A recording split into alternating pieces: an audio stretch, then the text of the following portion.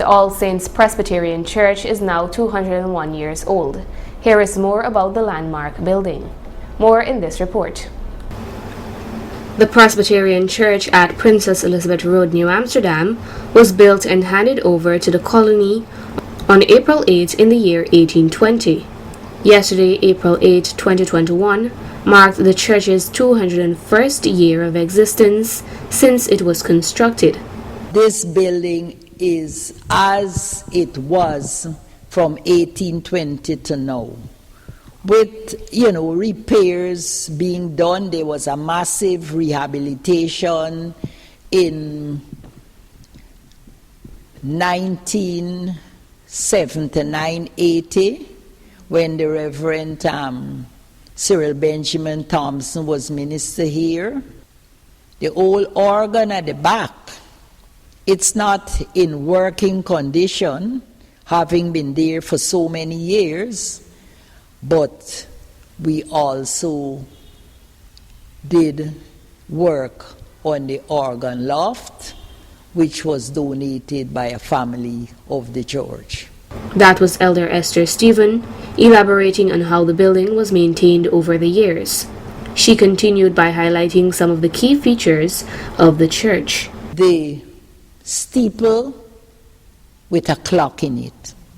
The only Scots church with a clock in its steeple.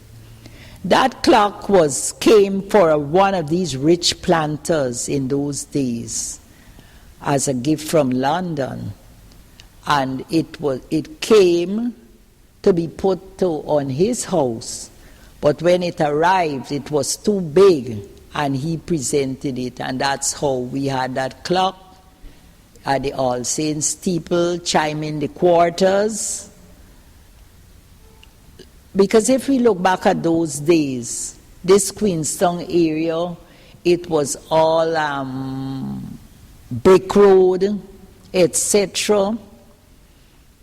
Not every home had a clock, and so that clock served the residents in this area. Notably, another structure in the church environs was the water tank. At the church, if we look over, you will see a large tank. That tank may not be important to us today, because in those days we didn't have artesian well. And the residents, maybe you had 2 barrels to have rainwater, and most people had a pond dug in their yards where they use water for other purposes. But this well, this tank here, that is where the gutters from this church building were extended right into that tank. So when you have a season like it is now, that tank was filled. And there is where residents in this town went to get their drinking water. Another interesting feature is the graves that are found in the yard. Long ago, the compound here was used for burials. They had to use brick vaults, but it was very expensive.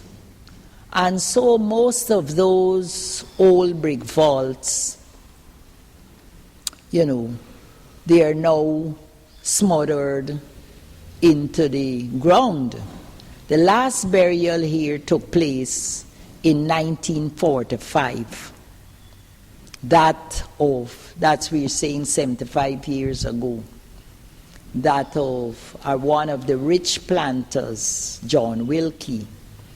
His is the only good tomb or brick vault that is in the yard here now. For a few others that you may see the tops, etc. But since then there were no burials in the church compound here. And I forgot to tell you that Reverend Bentic, who gave this plot of land. He died the same year in 1820. The church was handed over in April and he died in November. And his tomb, remember I told you the chancel was a new piece. He was buried right at the back here. But after the chancel, was built, he is covered. You can still peep under there and see his tomb. Additionally, Elder Stephen also shared these details. For the All Saints here, a model farm. Further up the Princess Elizabeth Road, that's on a plot of land where the man's building for this church was there, where our ministers lived. Most of them coming from overseas, they lived at that building. Over the years, it was used by the government. That's where they held the Supreme Court for a number of years before this new one was built. That has come into decay and was pulled down. 27 Princess Elizabeth Road. That man's building was named Essex House. The church now has a daycare and developmental center. The church notably has several active groups that continue to meet periodically. The management and staff of DTV8 wish to extend a happy 201st anniversary to the members of the All Saints Presbyterian Church on this auspicious milestone. Narima Ali, Channel 8 News.